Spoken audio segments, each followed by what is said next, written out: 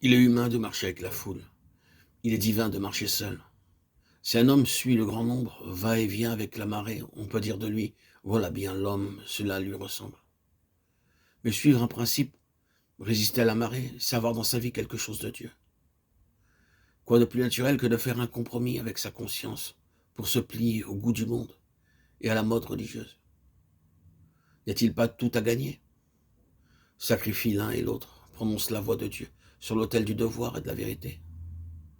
Personne ne m'a assisté, mais tous m'ont abandonné, écrit l'apôtre à l'heure où, meurtri par les luttes de toute une carrière, il vient de comparaître devant Néron. Qu'est-il arrivé?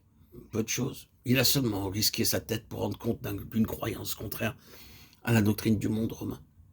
La vérité n'est plus de mise depuis que l'homme a échangé sa robe de radieuse lumière contre un vêtement de feuilles flétries. Noé construisit et navigua seul. Il était de bon ton pour les voisins de railler cet homme bizarre. Vint le déluge qui respecta cette humanité. Personne respecta cette unanimité.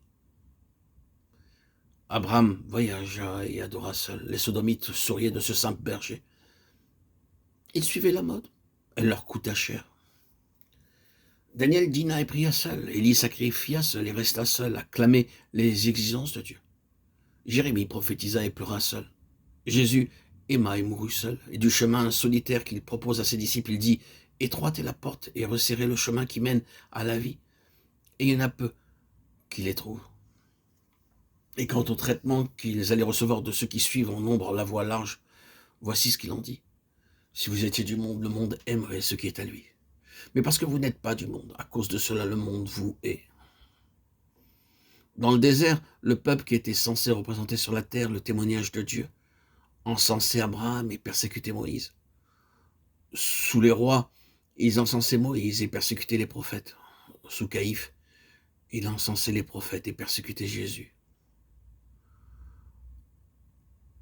Sous les papes, il encensait le Sauveur et persécutait les saints.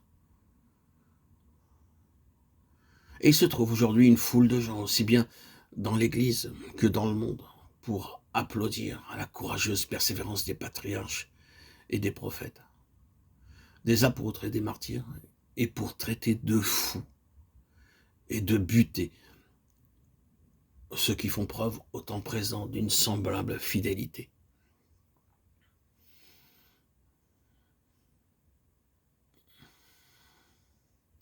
On demande aujourd'hui pour le service du devoir et de la vérité des hommes et des femmes, jeunes et vieux, qui soient prêts à sacrifier leur fortune, leurs amis et jusqu'à leur vie, plutôt que de trahir leur certitude intérieure.